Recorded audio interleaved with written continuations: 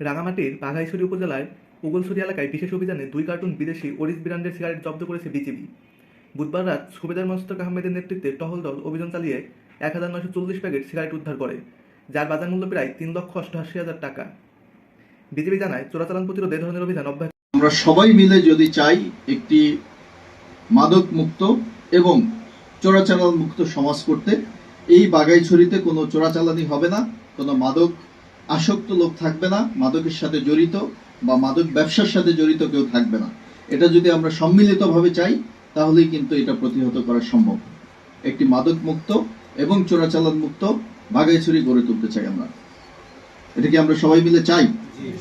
তাহলে আমরা চেষ্টা করব সবাই মিলে।